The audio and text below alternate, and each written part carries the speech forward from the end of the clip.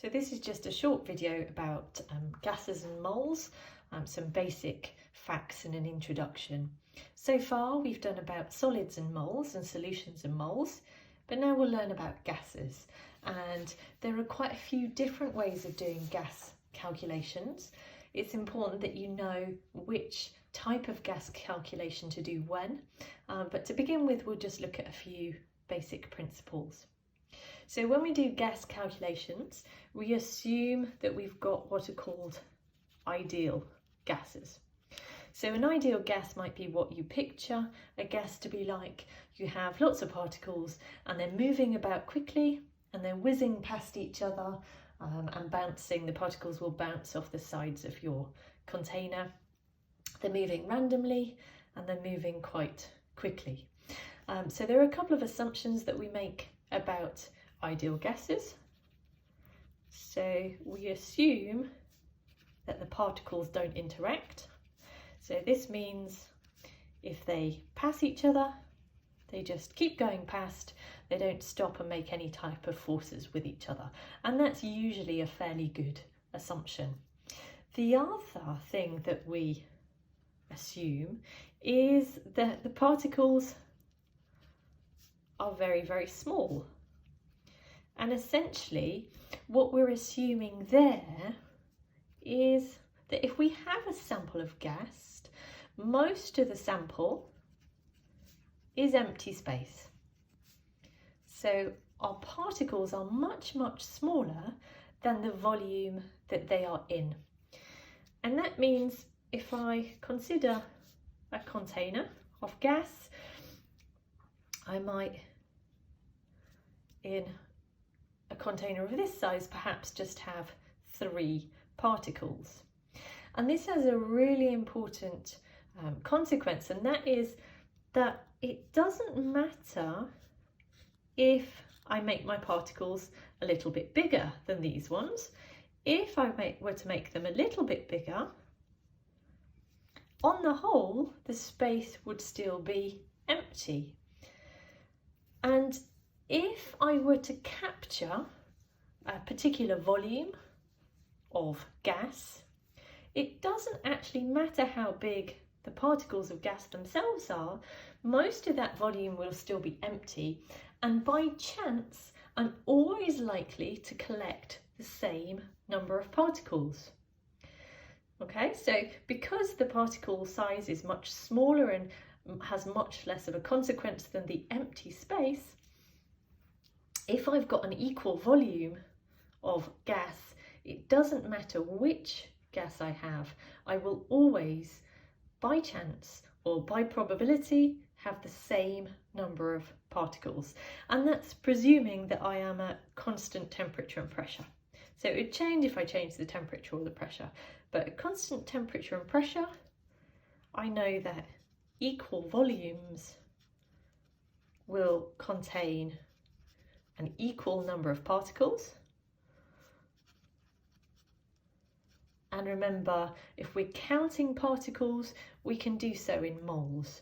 So equal volumes at a constant temperature and pressure will have an equal number of moles.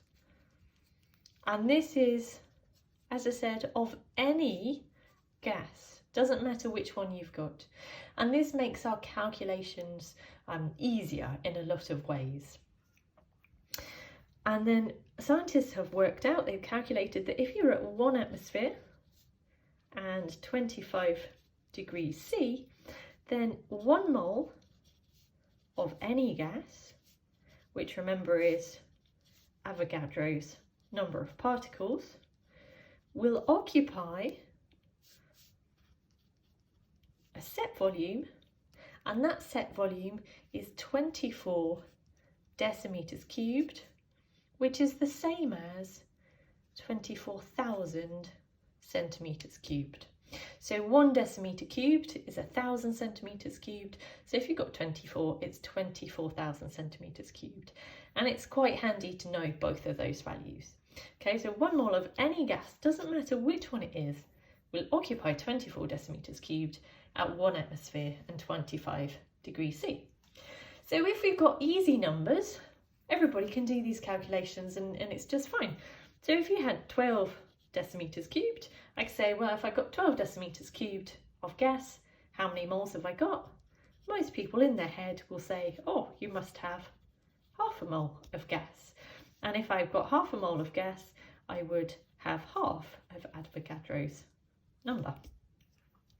If I've got 48 decimeters cubed of gas, how many moles have I got? Again, most people in their head can say, well, you must have 2 moles of gas. So if you get stuck on in the exam, what you can do is give yourself an easy sum like this with easy numbers and try and work out what the mathematical relationship is. So if we look here, the volume that we've got is found by doing the number of moles that we have times 24. So that is a really useful relationship. You can either memorize it or you can work it out as you go along by putting some easy numbers in. And we can use this to do calculations if we've got some stoichiometry.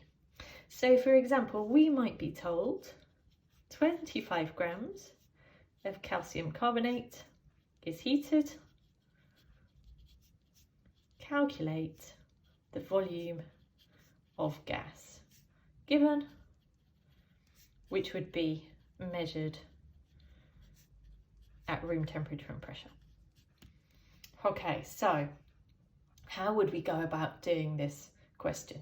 The first thing is to recognise that it's stoichiometry. So I'm given a mass of one substance and I'm asked about the volume of something else in the reaction. First step in our stoichiometry problems is always to write a balanced equation. We need to remember a bit of our past chemistry here.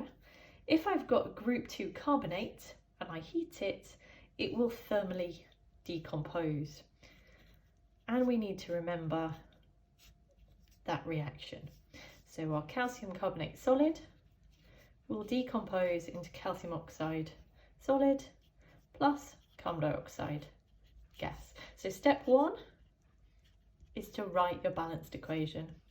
Step 2, often to help you prevent you getting in a muddle, is to write your information underneath.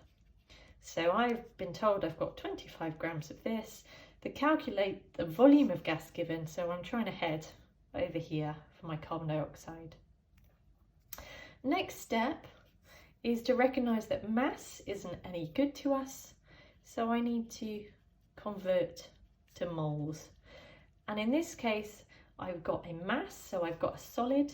Moles of a solid is mass over mR.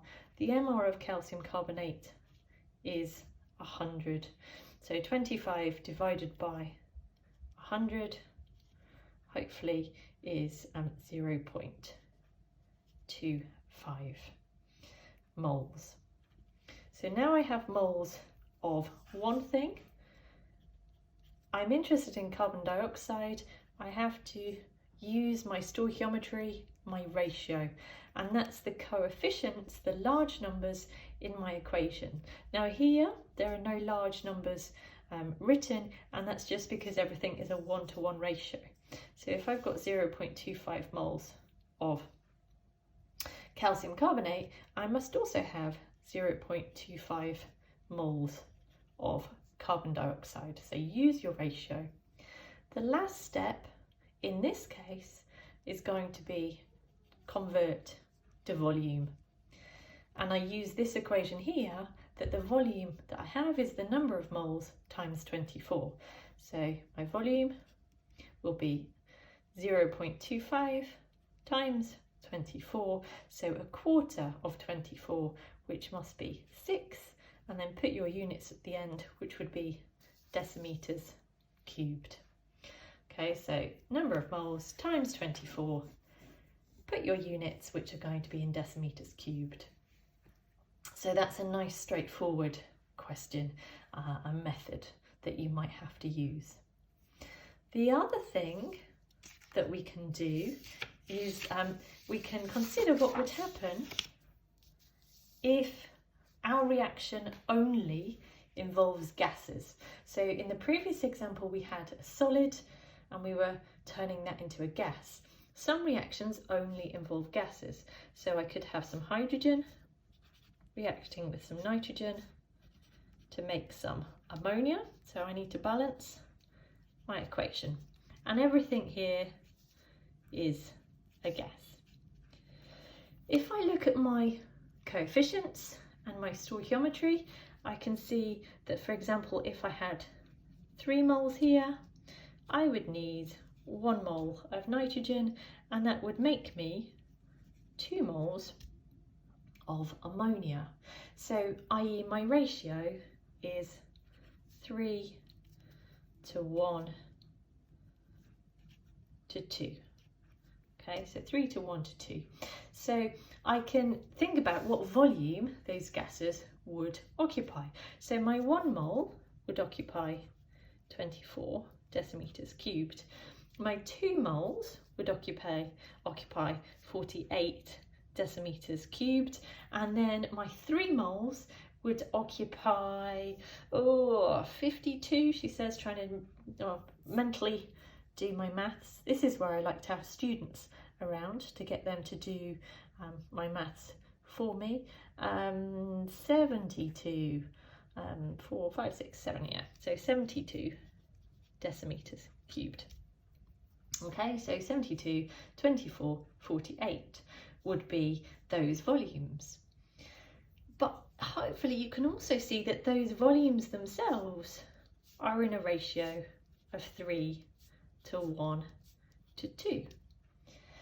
And that ratio of volumes applies no matter what the actual volumes themselves are. So I could start with 15 centimeters cubed of hydrogen, and I know because the ratio is 3 to 1 that I would need 5 centimeters cubed of nitrogen, because however many moles I have in my 15 centimeters cubed, I would have 1/3 of that many moles, which is what I need, in 5 centimeters cubed in 1/3 of the volume, because equal volumes contain equal number of moles. And I know that if I'm using 5 centimeters cubed of nitrogen and 15 of hydrogen, then I would make 10 centimeters cubed of ammonia. So if comparing gases, you can use the ratio directly with the volumes. So if we're comparing gases, we can use the ratio with the volumes. So we don't need to convert into moles at all. I can just use my volumes of gas and use the ratio there. So actually that makes some calculations a lot easier. You've just got to remember that you can do that. So there are some other ways of doing calculations, but we'll look at those later.